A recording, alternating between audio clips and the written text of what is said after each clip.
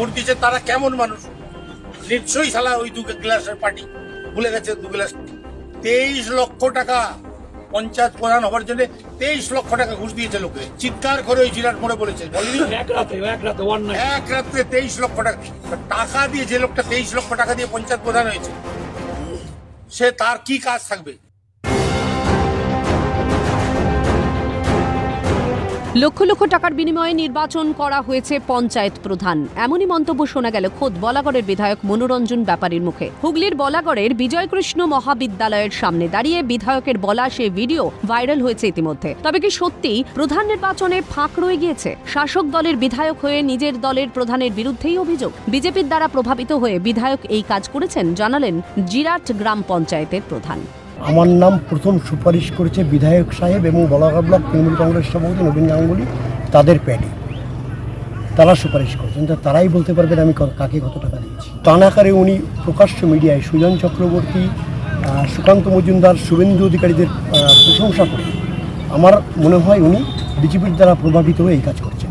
তবে কি ফের তৃণমূলের অন্দরে কোন্দলের বহিঃপ্রকাশ? প্রধানের সুপারিশ দিয়েছিলেন বিধায়ক নিজেই, তাহলে তিনিই কেন এমন মন্তব্য করছেন? প্রশ্ন তুলেছেন হুগলি জেলা তৃণমূল সাধারণ সম্পাদক। ওনার কথা অনুযায়ী উনি যদি প্রকাশ্যে মিডিয়ার সামনে এটা বলে থাকেন যে 23 লক্ষ টাকা ঘুষ দিয়ে কেউ প্রধান হয়েছে, তাহলে আমি বলবো প্রধানের ওনার তো আগেই চিন্তা করা উচিত ছিল। প্রধানের সুপারিশটা কিন্তু উনিই করেছেন, বিধায়ক হিসেবে উনিই করেছেন। যে ভাষায় বলেছে আইনসভার সদস্য হিসাবে এই কথা বলতে পারেন কিনা আমার নিয়ে খুব সন্দেহ হচ্ছে। এই ভিডিওতে তিনি শিক্ষকদের বিরুদ্ধেও বিরূপ মন্তব্য করেন, জানিয়ে ক্ষোভ প্রকাশ করেছেন বলাগড় বিজয়কৃষ্ণ মহাবিদ্যালয় কর্তৃপক্ষ। কলেজের ক্যাম্পাসের মধ্যে কোনো রাজনৈতিক বক্তব্য যেটাকে কলেজের ভেতরে যে শান্তি শৃঙ্খলা যে আছে সেটা পরিবেশকে যেন প্রভাবিত না করে, সেটা কখনোই কাঙ্ক্ষিত নয়।